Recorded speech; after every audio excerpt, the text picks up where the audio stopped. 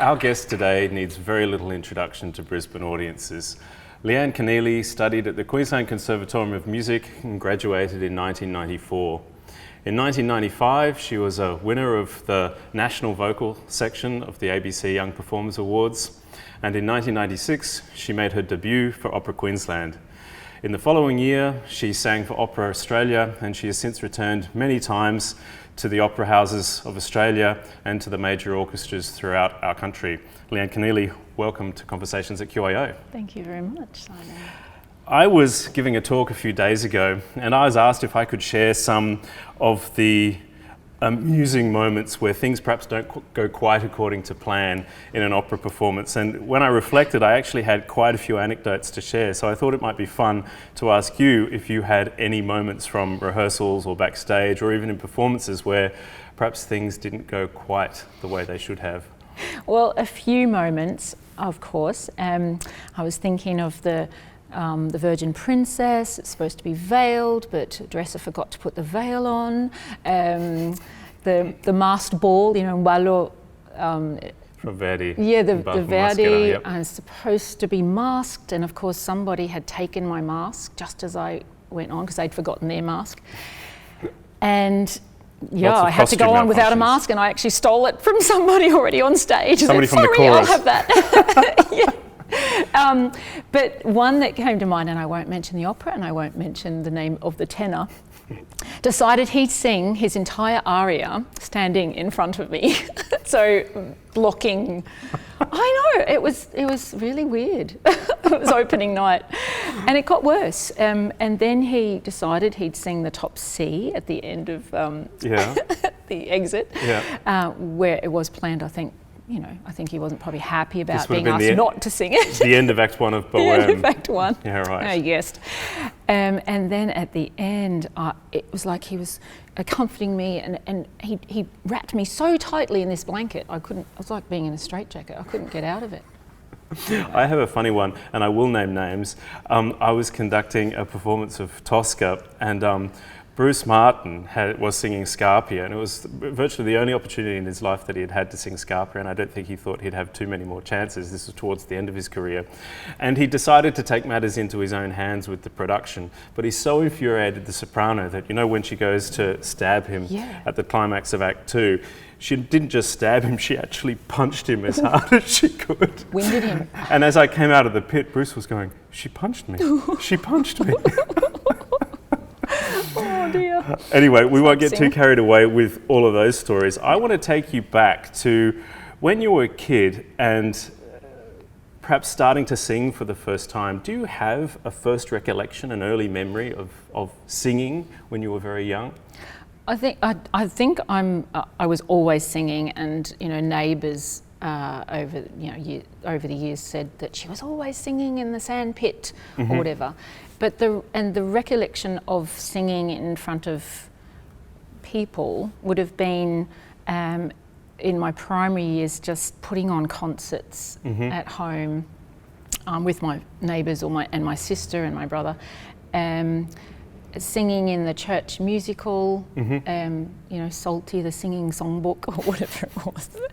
But and then Year 7 being in the musical and so forth, but I didn't, like, you know, might have gone into a competition or sung in all these things and choirs and so forth, but I wasn't a soloist. Yeah, right. Per se. But you enjoyed being in front of people and singing in front of an audience? And playing the piano, and I learnt the guitar early on as well. Yeah, I just enjoyed it. I loved acting, and so I think I was shy though in general, and not really.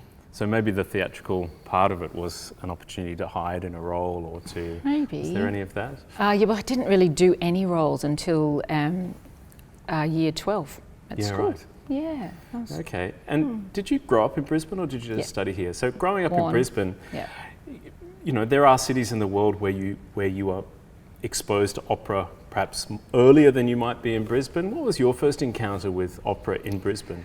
Grade 12, really, around then, if not grade 11. So I was at Coorparoo State High School, and we had a special music program then back in the late 80s. And So the teacher had arranged for a small group of us in this, I guess like a music extension sort of class, to go and see a workshop, a live workshop of real live opera singers to singing some excerpts. And it was just a small group of So you're up close students, to them. and it's like this close to them. And that was the first time I'd ever seen an opera singer live.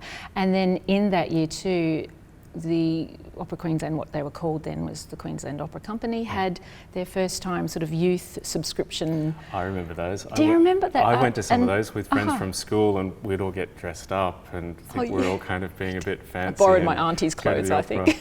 I remember turning up to see a performance of Othello, and one of my friends said, "It's all in Italian." There you go. I know. I wasn't that impressed with my Madame Butterfly either, I must say. That's my first opera, I think, live. And so what was then the connection to music? You said you learnt piano and had some contact. Did your parents encourage you to learn an instrument? They supported it, but they weren't musical per se, but they took me to guitar lessons, piano lessons, and I don't know, it's like, how was your guitar, Leanne? It's like, good. How was piano lessons? Yep, good. It was not, there was no making me practice or anything. I just did it or didn't do it, and just loved it. So it was probably more teachers, encouragement from music, school teachers. But then when you came to sing, I suppose you had those basic music theory skills that come from learning an instrument. You could read music, you had some sense. So, I mean, that's a tremendous advantage when you then start to train your voice. Yeah, singers are musicians too. I keep telling my students, you still have to learn to read music. And what was the moment for you then? Was it being up close to an opera singer for the first time where you really thought, wow, maybe I could do that? No, I think I had a love of musical theatre first, and through the old movies, you know, Deanna Durbin might have been, but even Judy Garland, I wanted to sound, at 15, 16, I wanted to sound like Barbara Streisand. Oh, okay, yep. But I remember jamming with my cousin, who was also a piano player, and she had a friend, and the friend we were singing along and singing at the piano, and the friend turned to me and went, "You sound like an opera singer."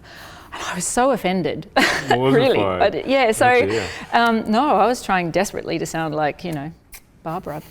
When was it then that you realised, wow, I can be an opera singer? Was that then later after you started to train your voice? It was definitely later after I started to train. I think I still got into the conservatorium,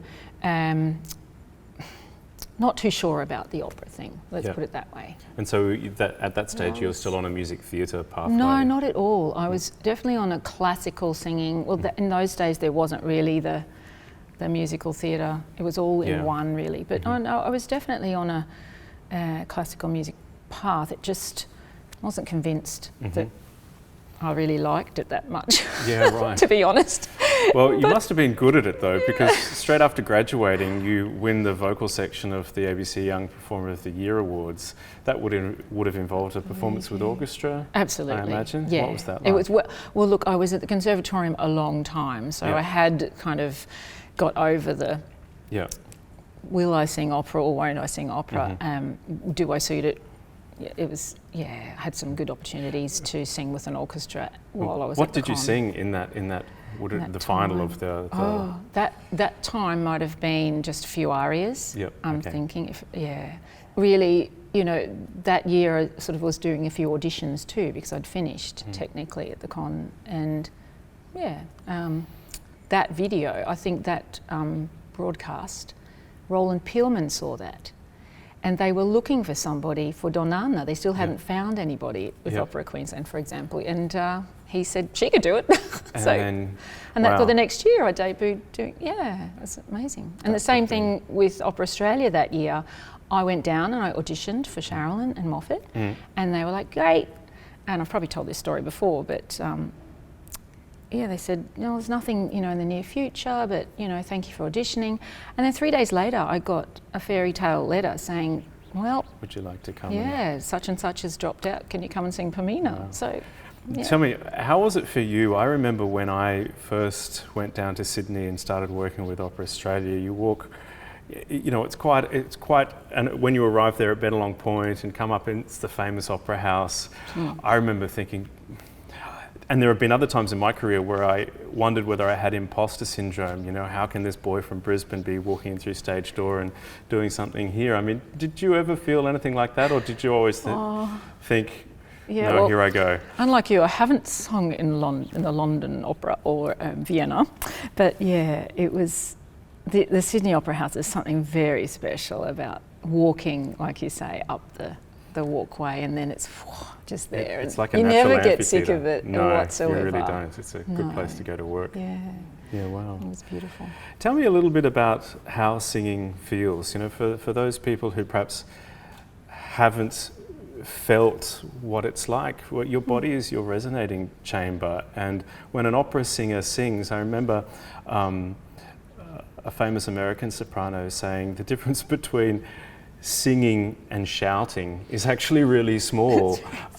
Controlled singing. Yeah, but it shouting. is this incredible physical experience. Can you talk a little bit about it? What does it feel like to really be? It probably depends on what you're singing, and you know where you're singing. Sometimes you know the acoustic as well can sort of make or break that feeling, and the orchestra.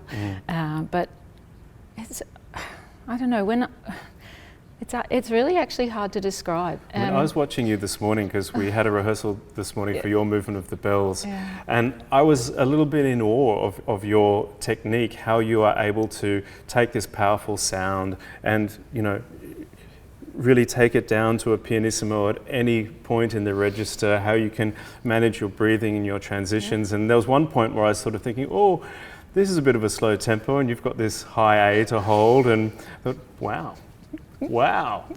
Then she's still going, wow.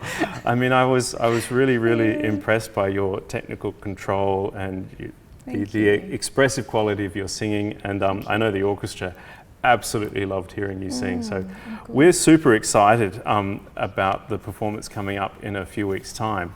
But tell me a little bit about what it feels like singing with an orchestra compared to singing with a piano. A tenor who I once worked with told me about the very first time he sang the Rodolfo aria from Act 1 of La Bohème with an orchestra, and he said that was the best high C I've ever sung in my life, because I felt this sense of support coming from the orchestral sound that he'd never felt before from a piano. No, it's true.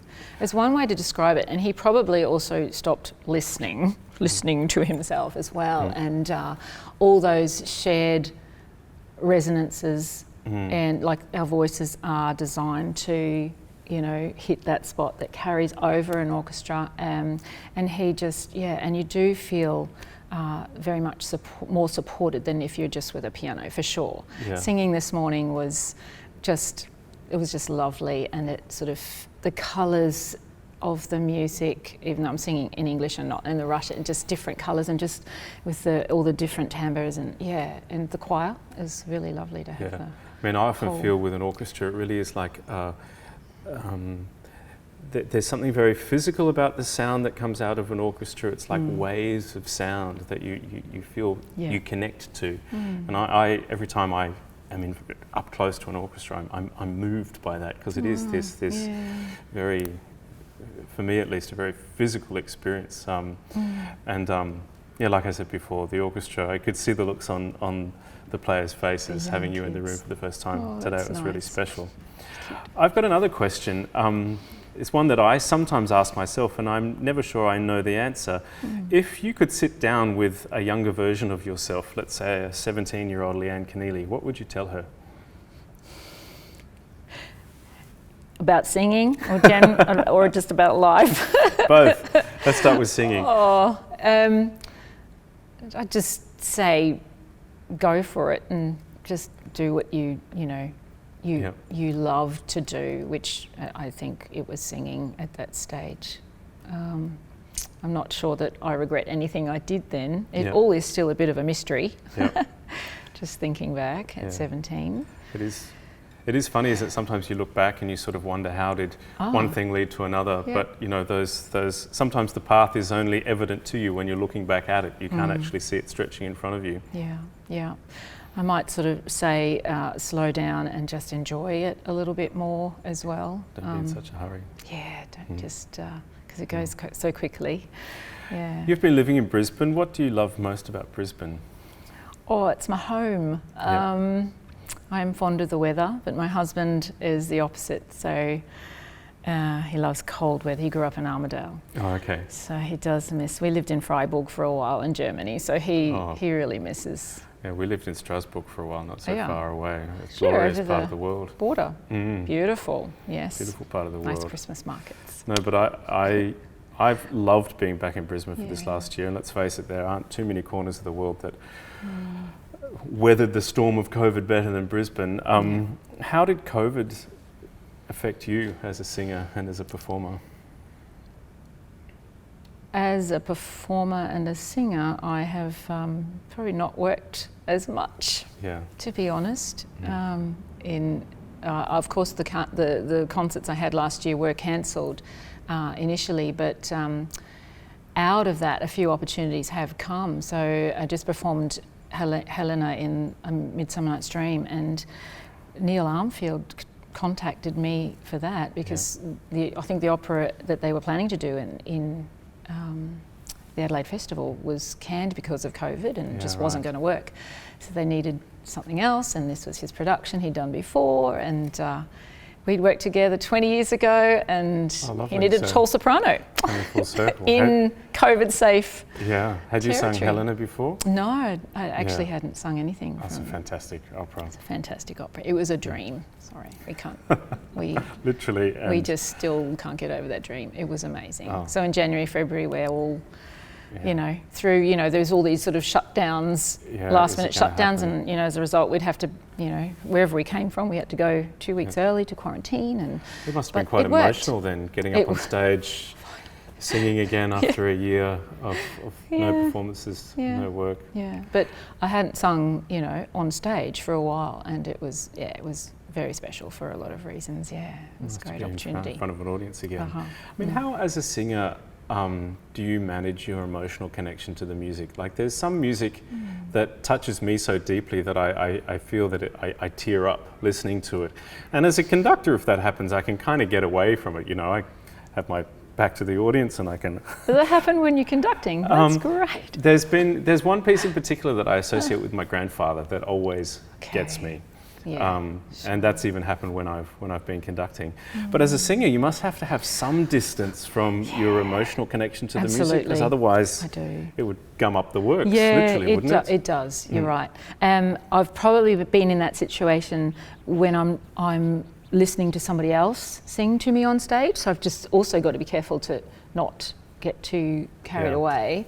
But I can't afford to, you can't vocally afford to sort of take on the full emotion of everything you're singing all the time. I remember Schulte saying that, I think he was talking to a conductor, but saying that you need to be, 70% in the music in the sense of experiencing it, but 30% of you needs to be sort of observing yourself a little bit and have that sort of slightly critical gaze, so that... Absolutely. Is that also true of singing? I don't know what the percentage is, but I'm looking at the conductor 99.9% of the time. Yeah. And it's all technical concentration and memory work, and then there's body stage movement. There's lots of variables. Just hurdles to kind of maneuver yourself through. But it's fun. And around. It's fun. It all, you're not just by yourself. You're working together, especially in a production. It's fun. Yeah. Your movement in the bells is the second movement, and throughout the course of the bells, Rachmaninoff describes the different meanings of tolling bells. The first movement is the silver bells of morning and hope and birth. The second movement, your movement, are the golden bells of marriage and wedded bliss.